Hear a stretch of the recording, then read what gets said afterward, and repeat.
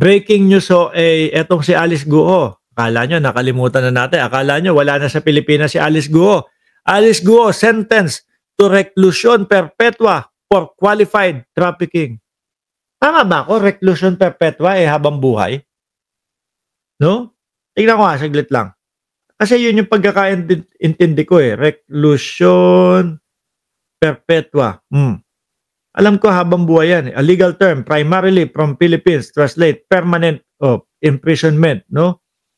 Permanente ng ikukulong and refer to a sentence of imprisonment to 20 years and hanggang 40 years, mga kababayan. Haba nun. Pakinggan ho natin, mga bossing, si Congresswoman Beatrix Luistro. Patungkol din to kay Alice Guo. I wish to share the list of the company. Isa pa din yan, si Alice Guo, pinagtatanggol din yan ng mga DDS, di ba? Kung maalala nyo ho, mga bossing. Protect daw Alice Guo, mga kababayan. sabi ng mga DDS. Is owned by Guo family. Secretariat, please. As a matter of fact, based on my research, your family own... Dali, oo nga, Sabi ni Makmak, kabahan ka na, Harry Roque. Tama nga naman. Bakit to?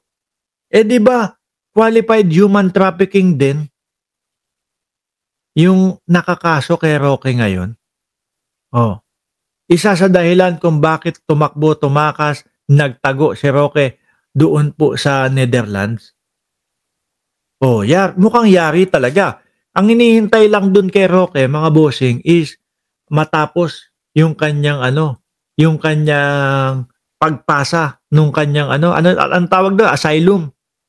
Kasi sabi ho, isang taon at kalahating taon yung magiging proseso. Yun na lang po ang pinangkakapitan ni Roque, mga kababayan. Yung pag-aantay niya na lumabas yung kanyang asylum. Pagka ho, natapos yun, mga bossing, at kailangan nang iuwi si Harry Roque sa Pilipinas, ay nako, haharap na po yan. Ganyan na po ang mangyayari dyan. Bibilang ng mga ilang buwan, habang tinatrial, si Roque din, reclusion perpetua, malamang ho, mga bossing. At hindi lang ho ito gawa-gawa, Talaga pong may mga link doon kay Harry Roque. Kung matandaan na po nating lahat, mga kababayan, na di ba nga natagpuan yung mga bank accounts ni Harry Roque doon sa loob ng Pogo? May mga dokumento, may mga papeles na nakita sila Harry Roque doon kay Harry Roque doon sa Pogo, at may nahuling tsekwa doon mismo sa bahay doon sa Benguet na sinasabi ni Harry Roque na hindi daw sa kanila nakapangalan, pero sa incorporator nila, o kumbaga sila din ang nakapangalan. Yun talaga, madaming link kay Roque, mga bossing. O tuloy natin ito kay Congresswoman Beatrix Luistro. 11 out of 12 listed companies, no? The significant observation, Miss Alice, ang may-ari nung 11, lahat family members. And I would assume na mas komportable ka na ang kanegosyo mo ay family member. Tama ba? Oo nga naman. O, tingnan mo, puro family members yung kasama niya, kasosyo niya . Ayun? Your Honor, yung nakita ko po sa harapan ko po, hindi po lahat sa akin. And then, or sa But your name is listed. Yung isa po dyan ay yung 1, 2, 3. Mga pagsisinungaling ni Alice Guo noon, mga bossing, kung maalala nyo ho. Tapos ang maririnig natin, magtatanggol ho, mga bossing, ay yung mga DDS. Kasi bakit? Nagagandahan daw po sila. No, kasi bakit nila ipinagtatanggol? Kasi ayaw nilang mabuko na related o may connection kay dating Pangulong Duterte. Sabi ni Makmak, kasi Ong, sunod, makukonvict. Kapag eto Makmak, may tanong ako sa iyo, Kung sakali, makulong si Cassie Ong ng habang buhay. Tapos sasabihin, sige, magiging shota kita, Makmak, no? Pero yun nga lang, parehas kayong nasa loob. Papayag ka. Ha? Yung iba po dyan ay hindi po nag-operate.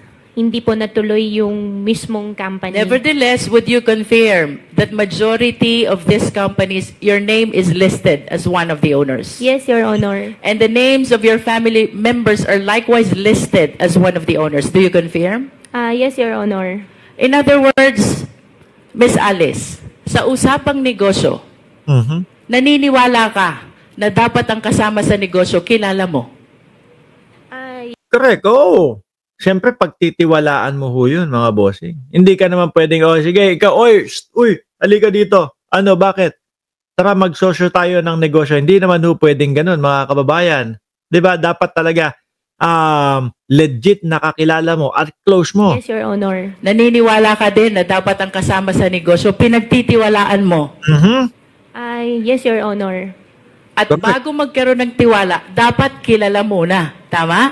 Mhm. Yes, Your Honor. And you will refuse to join any business dealings or business venture kung hindi mo kilala ang mga taong kasama mo. Tama ba? Ako, basic naman po yun. Siyempre ho, edi nalusta yung pera mo, nawala yung pera mo kung hindi mo mga kakilala at kung wala kang tiwala doon sa mga kasama mo. Di ba? Yes, Your Honor. As a matter of fact, very significant itong list of companies na to. Ayaw mo nang hindi mo kilala. Because most of the incorporators are family members. Do you agree? Mhm.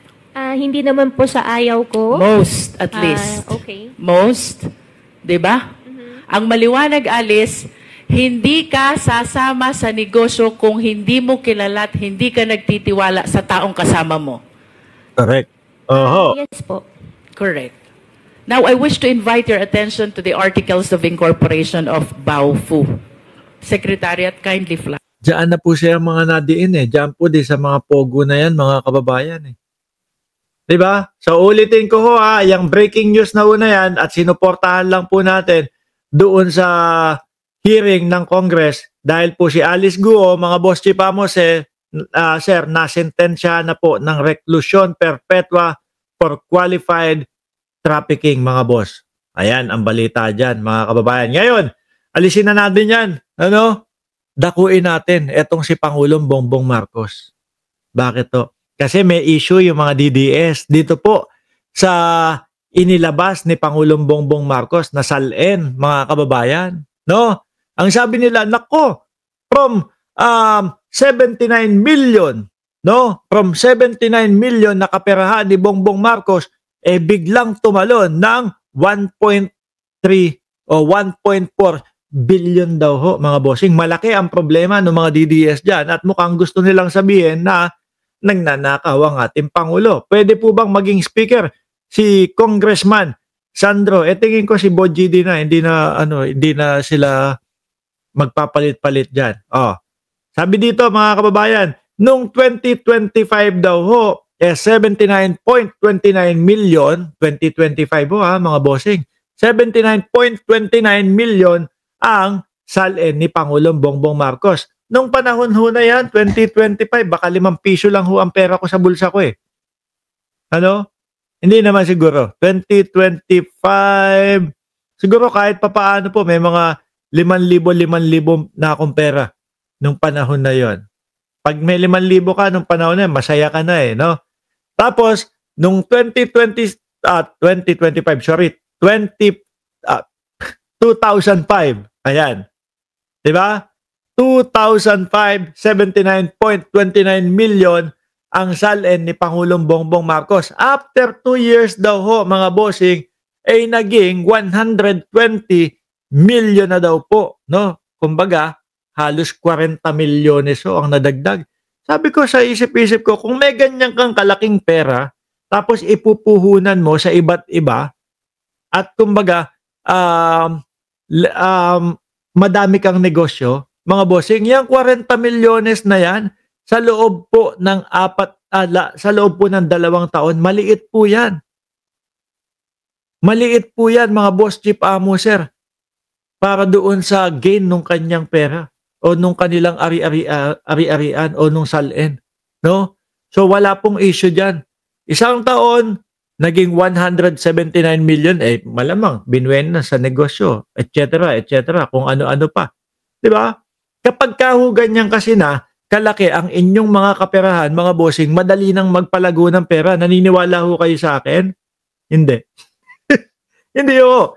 The more na marami kang pera, mas madali po na lumago yan at mas madali, no? Kasi marami kang puhunan eh. Maraming negosyo eh. Malaki yung negosyo. So sa madaling salita ho, mga bossing, yung pagtalon-talon o pagdami ng pera ni Pangulong Bongbong Marcos, mga kababayan, is hindi na po nakakabigla yan. Di po ba? The more na marami kang pera at marami kang cash flow, ang nangyayari po dyan, marami ka ng chance, di ba, Madam Chris Rose? Madami ka ng chance na paglagyan ng iyong mga kaperahan para patubuin ng patubuin ng patubuin. Biruin nyo, ilang taon naman ito? 2005 to 2024. Kung ngayon, mga bossing, 1.375 billion. Kung makikita nyo po yung paglaki, mga kababayan, 20, tingnan nyo ho ito ha. Baka magulat kayo, baka akala nyo 2020 tas talo ng 2022. 6 na taon ho yung pagitan na yan, mga bossing. Pero 300 million lang po. Kung tanungin nyo yung mga vloggers, no?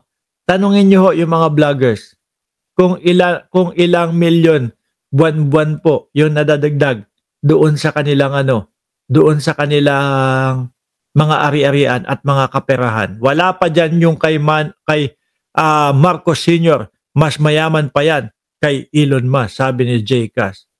No? Kung yung mga simpleng mga vlogger nga sila Mike Cervera, napakayayaman nun yung mga yan. Huwag niyo po ako sasama. No?